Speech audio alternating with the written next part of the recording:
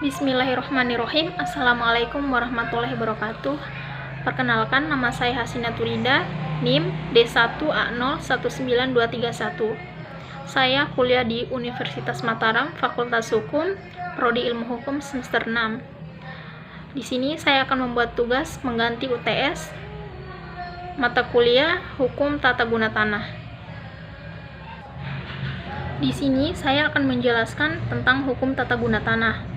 Adapun pengertian dari tata guna tanah yaitu rangkaian kegiatan untuk mengatur peruntukan, penggunaan, dan persediaan tanah secara berencana dan teratur sehingga diperoleh manfaat yang lestari, optimal, seimbang, dan serasi untuk sebesar-besarnya kemakmuran rakyat dan negara.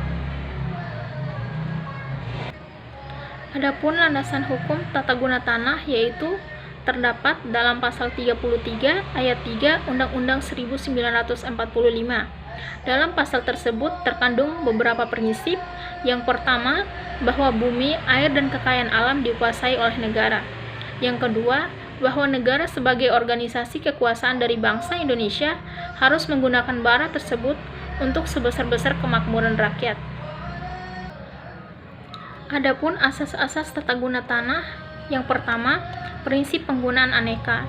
Prinsip ini dimaksudkan untuk menghendaki agar rencana tata agraria dapat memenuhi beberapa kepentingan sekaligus pada satu kesatuan tanah tertentu.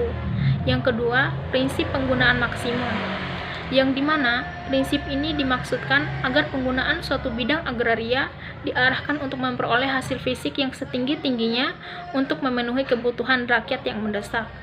Yang ketiga, prinsip penggunaan optimum. Prinsip ini menghendaki agar penggunaan suatu bidang agraria dapat memberikan keuntungan ekonomi yang sebesar-besarnya kepada orang yang menggunakan atau mengusahakan tanpa merusak sumber daya alam itu sendiri. 1. Adapun asas tata guna tanah untuk daerah pedesaan atau biasa disingkat dengan LOS. Yang pertama, lestari. Tanah harus dimanfaatkan dan digunakan dalam jangka waktu yang lama yang akan berdampak pada 1. Akan terjadi penghematan dalam penggunaan tanah. Yang kedua, agar supaya generasi yang sekarang dapat memenuhi kewajibannya. Yang ketiga, untuk mewariskan sumber daya alam kepada generasi yang akan mendatang. Yang kedua, optimal. Pemanfaatan tanah harus mendatangkan hasil dan keuntungan ekonomis yang setinggi-tingginya. Yang ketiga, serasi dan seimbang. Suatu ruang atas tanah harus dapat menampung berbagai macam kepentingan pihak-pihak sehingga dapat dihindari terjadinya pertentangan atau konflik dalam penggunaan tanah. Yang kedua, asas tata guna tanah untuk daerah perkotaan. Yang pertama, aman. Maksudnya, aman dari bahaya kebakaran, dari tindakan kejahatan, dari bahaya banjir, bahaya kecelakaan lalu lintas, dan aman dari ketunakaryaan. Yang kedua, tertib. Maksudnya, tertib dalam bidang pelayanan, dalam penataan wilayah perkotaan, dalam lalu lintas, dan dalam hukum. Yang ketiga, lancar. Maksudnya, lancar dalam pelayanan, lancar berlalu lintas, dan lancar dalam komunikasi. Dan yang keempat, sehat. Yang dimaksud sehat di sini yaitu sehat dari segi jasmani dan sehat dari segi rohani. Adapun tujuan dari tata guna tanah yaitu berdasarkan ketentuan Perpu nomor 16 tahun 2004 tentang penatagunaan tanah. Tujuan dari penatagunaan tanah ialah pemanfaatan tanah sebagai satu kesatuan sistem untuk kepentingan masyarakat secara adil. Tujuan dari tata guna tanah harus diarahkan untuk dapat mencapai sebesar-besar kemakmuran tanah.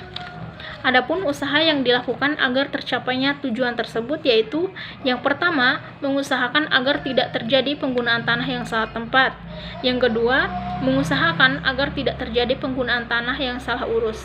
Yang ketiga, mengusahakan adanya pengendalian terhadap perkembangan kebutuhan masyarakat terhadap tanah. Yang keempat, jaminan kepastian hukum untuk melindungi warga masyarakat yang tanahnya diambil untuk kepentingan proyek pembangunan. Demikian presentasi singkat dari saya, lebih dan kurangnya mohon maaf. Wassalamualaikum warahmatullahi wabarakatuh.